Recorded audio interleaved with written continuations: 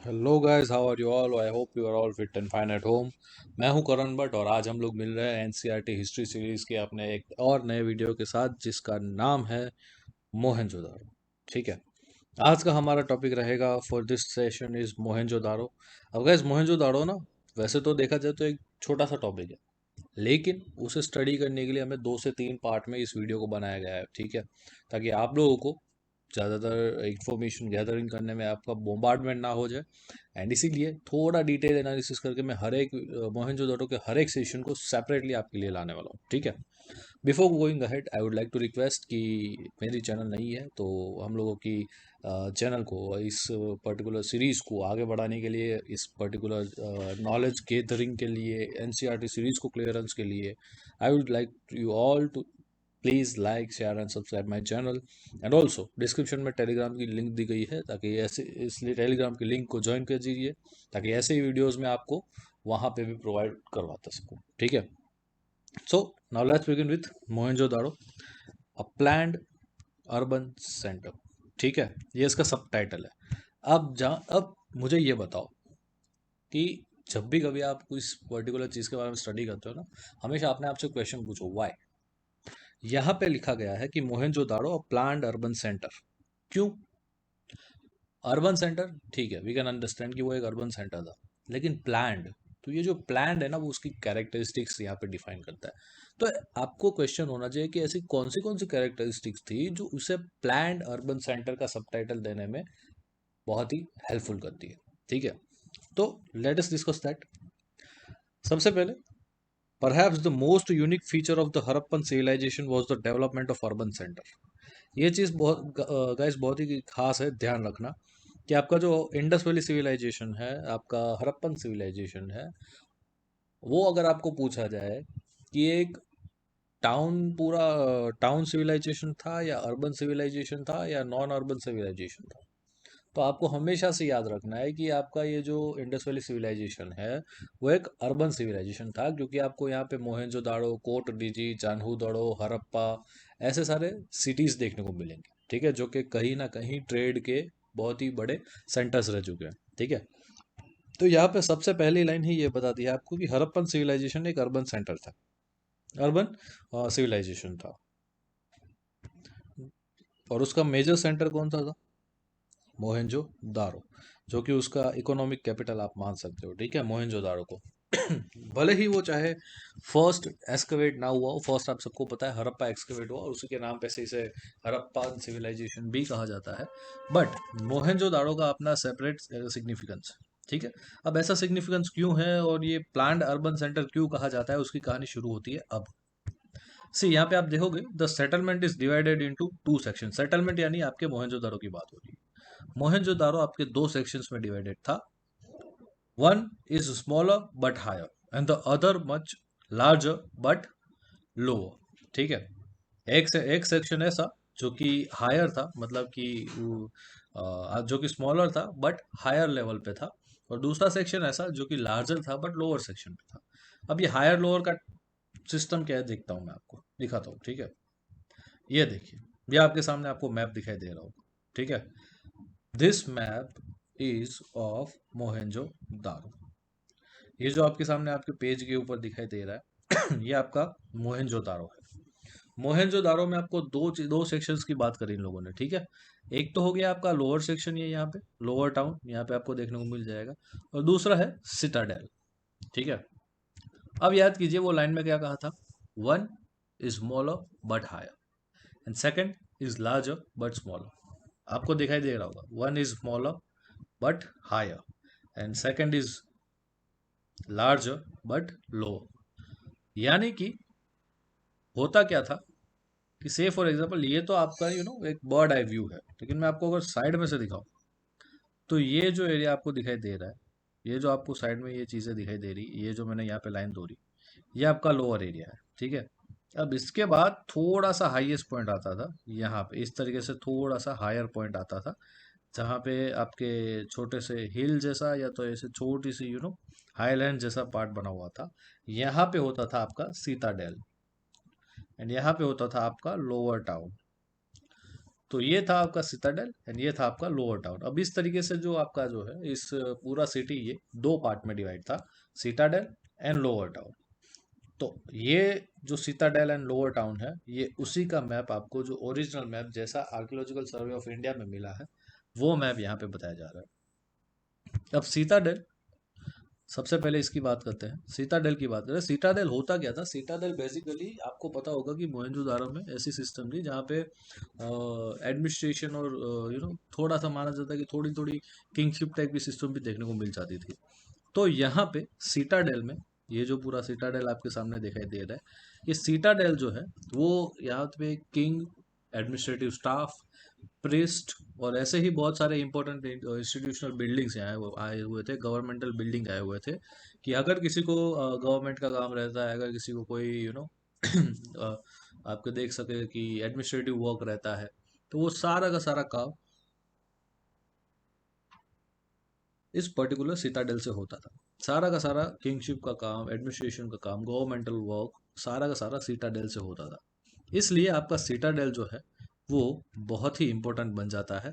क्यों? क्योंकि आज के टाइम में देखा जाए जो इम्पोर्टेंस राजभवन का, विधानसभा का, विधान परिषद का या दिल्ली की संसद का या पूरा जो हमारा रायसीना हिल है उसका है, वही मोहनजोदारो में आपके सिटाडेल का था। तो आपको अब इसका इम्पोर्टेंस समझ में आ गया होगा, ठीक है।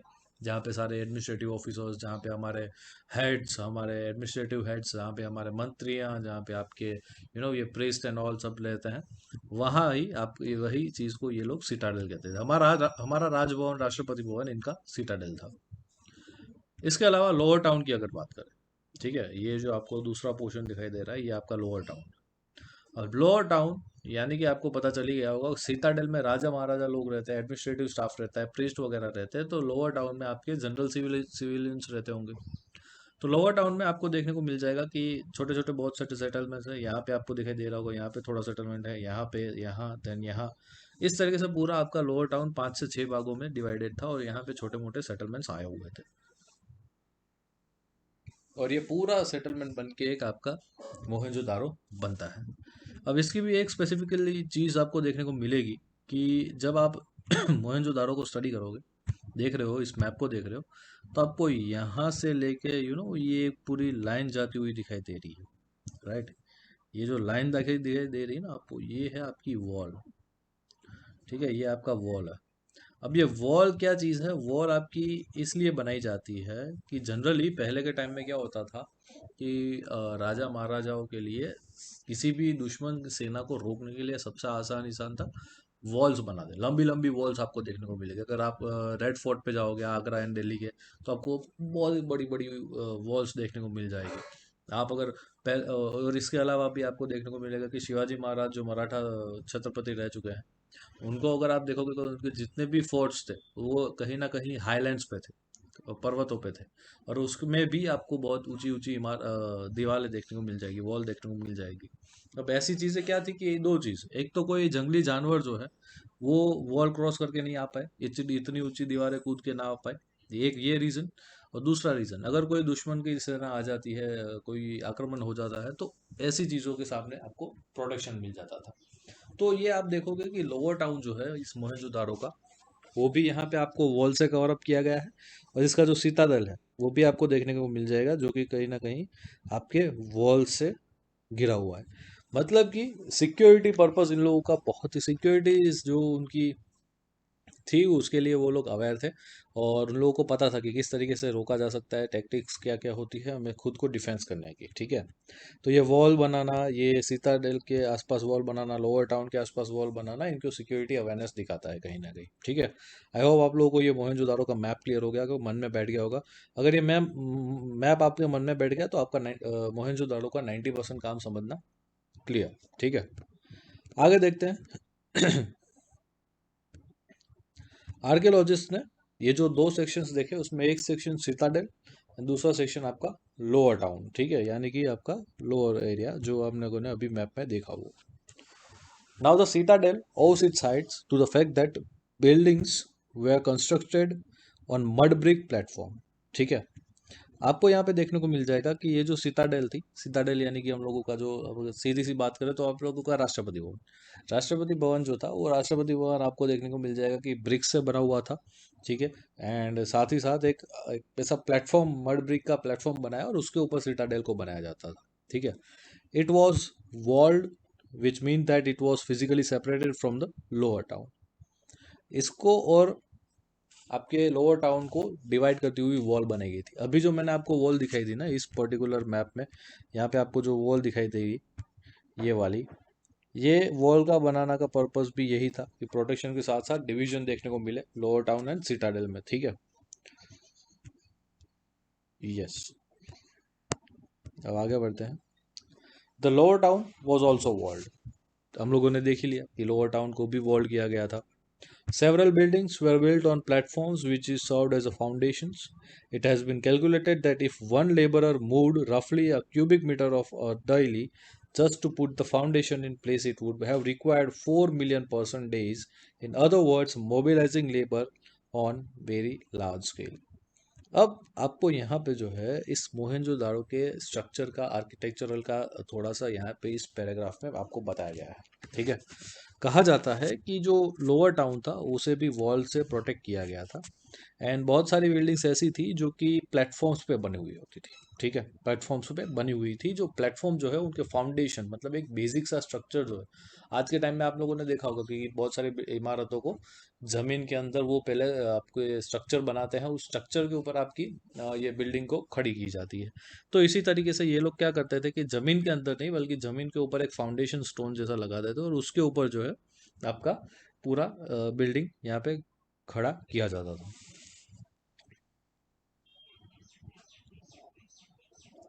उसके अलावा यहाँ पे बोला गया है कि इफ वन लेबरर मूव्ड रफली a cubic metre of earth daily just to put foundation in place, it would have required 4 million person days.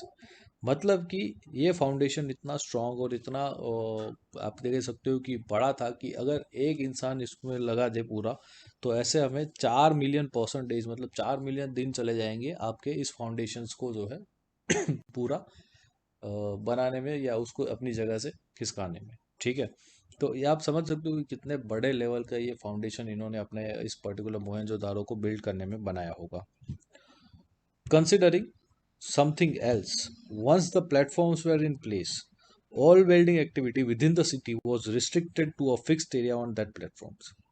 मतलब कि यहाँ पे अगर एक बार आपका प्लेटफॉर्म जो है, जो आपने जो फाउंडेशन की बात करी, वो जो फाउंडेशन एक बार बन जाता है, प्लेटफॉर्म एक बार बन जाता है, तो उसके बाद जितनी भी एक्टिविटीज़ होती है, बिल्डिंग एक्टिविटीज़ होती है, वो उसी प्लेटफॉर्म्स पे बनाई जाती है। ठीक है। अगर आप इस मैप को देखोगे, इधर आप इस मैप को देखोगे तो आपको देखने को मिलेगा कि इस मैप में सेपरेटली यहाँ पे पूरे एरियाज आए हुए हैं। ऐसा क्यों नहीं कि ये सब साथ में आए? ऐसा इसलिए नहीं क्योंकि इनके जो फाउंडेशंस थे, इनके जो बेसिक्स थे, वो इसी एरियाज पे ले किए गए थे। अब इसको खिसकाना, यानी आप लोगों ने देख लिया कि 4 मिलियन परसेंट डेज को खिंचवाने जितना बन जाता था। It is not at all possible at that time कि हम लोग इतना बड़ा टास्क हाथ ले।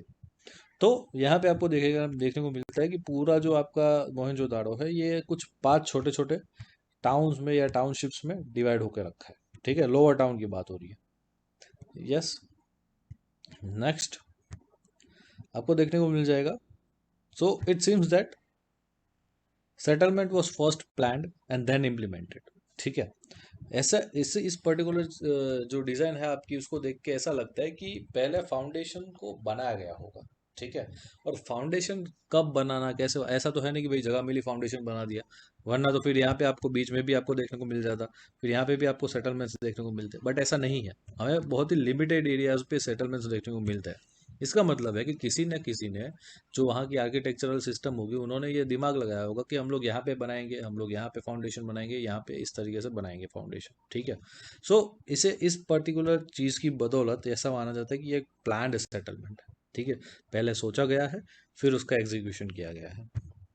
Other science of planning include bricks which whether sun dried और बेक्ड। आप सोचो कि आज के टाइम में भी हम लोग ब्रिक को जो है बेक करके ही यहाँ पे यूटिलाइज करते हैं।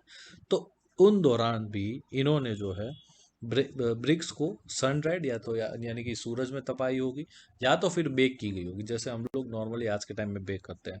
तो इससे भी आपको पता चल सकता है कि उन्होंने इस पर्टिकुलर स्ट्रक्चर के, अपने पर्टिकुलर बिल्डिंग्स के जो स्ट्रेंथ है उसके ऊपर भी काम किया हुआ है। ब्रिक्स का यूटिलाइजेशन किया है, पत्थर की जगह, स्टोन्स की जगह ब्रिक्स का यूटिलाइजेशन किया गया है। और ये ब्रिक्स भी ऐसी तैसी नहीं, उसका एक स्टैंडर्ड रेशियो होता था, where length and breadth where 4 times and twice the height respectively. ठीक है, कि अगर आपकी जो लेंथ की बात करें, ये हाइट है, अगर लेंथ की बात करें तो 4 टाइम्स मतलब 4H, ये उसकी लेंथ हो गई, ब्रिक्स की लेंथ हो गई, एंड ब्रीथ आपकी 2 × हाइट। तो हाइट जितनी होगी उसका 4 गुना आपकी लेंथ होगी, और आपके दो गुना उसकी ब्रेथ होगी। तो ये जो रेशियो था, 4:2:1 वाला जो पूरा एक रेशियो था, वो आपको यहाँ पे देखने को मिल जाता था। ठीक है, तो आप सोचो कि कितना साइंटिफिकली इन लोगों ने अपना स्ट्रक्चर डिजाइन किया है। Such bricks were used at all Harappan settlements. अब सोचो, ऐसी ब्रिक्स जो मोहनजोदाड़ो में मिली जाती थी, पाई जाती थी, वही ब्रिक्स को पूरे हड़प्पन सेटलमेंट्स में भी पाई जाती है। इससे आपको एक और चीज याद आ सकती है, इससे एक और चीज यहाँ पे आपका दिमाग दौड़ना चाहिए, कि अगर मोहनजोदारो में ऐसी ब्रिक्स मिली है और बाकी के हड़प्पन सेटलमेंट्स में भी ऐसी ब्रिक्स मिली है, मतलब कि ये जो ब्रिक्स का जो पूरा सिस्टम होगा, वो एक सेंट्रलाइज सिस्टम होगा।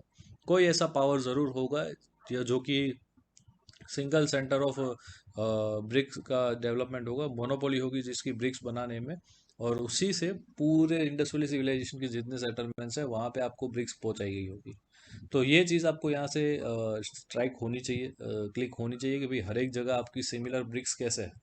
ठीक है, हर एक जगह के ब्रिक्स के रेशियो सिमिलर कैसे हैं, तो आपको ये चीज़ यहाँ से पता होनी चाहिए कि such bricks were used at all Harappan settlements. ठीक है, हर एक हड़प्पन सेटलमेंट्स में आपको इस तरीके की ब्रिक्स देखने को मिल जाएगी।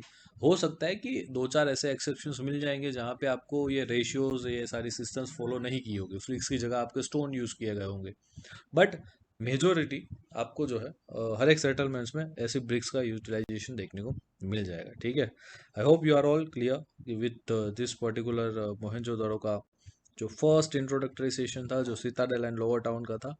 अब आप मुझे एक चीज़ बताएंगे, ये जो क्वेश्चन है यहाँ पे, how is the lower town different from सिताडेल।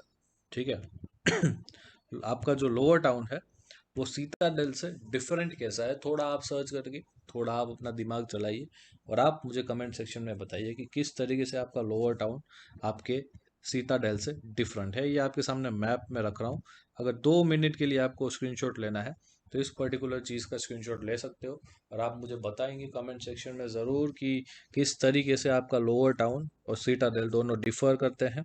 उसका थोड़ा एनालिसिस कीजिए, एनालिटिकल स्किल आपकी as in form of aspirant बहुत ही क्लासी होनी चाहिए। ठीक है, कि जितनी आपकी एनालिसिस स्किल अच्छी होगी उतना ही आपके सिलेक्शन के चांसेस बढ़ जाएंगे। ठीक है, सो आई होप आप लोगों ने स्क्रीनशॉट ले लिया होगा, और आप मुझे बताएंगे कमेंट सेक्शन में कि आपको क्या डिफर लगा इस दोनों के बारे में।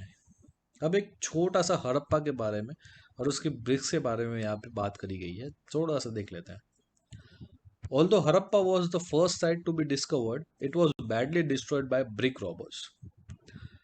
अलेक्जेंडर कमिंगम 1875 में जब आपका फर्स्ट डायरेक्टर जनरल बनता है आर्कियोलॉजिकल सर्वे ऑफ इंडिया का, और जब तभी आपका आर्कियोलॉजिकल सर्वे ऑफ इंडिया जो है एग्जिस्टेंस में आता है, उसने ये चीज़ देखी हुई है कि जो ब्रिक की अमाउंट थी, ठीक है, कि जितनी ब्रिक्स रॉबर्स ले चुके थे हड़प्पा में, उस ब्रिक्स से अगर आप देखा जाए तो 100 माइल तक का पूरा रेलवे लाइन बिछाई जा सकती है। लाहौर से मुल्तान तक 100 माइल का डिस्टेंस है। उस 100 माइल में अगर आपको रेलवे लाइन बिछानी होगी, तो उतनी ब्रिक्स उसमें जितनी ब्रिक्स का यूटिलाइजेशन किया गया होगा, उतनी ब्रिक्स ये रॉबर्स जो हैं वो हड़प्पा के सेटलमेंट्स में से चोरी करके ले चुके हैं। तो आप सोचो कि 100 माइल्स की रेलवे लाइन में आपको कितनी ब्रिक्स चाहिए रहेगी, और उतनी ब्रिक्स ये चोरी जो जो रोबर्स होते हैं, ब्रिक रोबर्स होते हैं, वो ऑलरेडी चुरा के ले चुके हैं आपके हड़प्पा में से।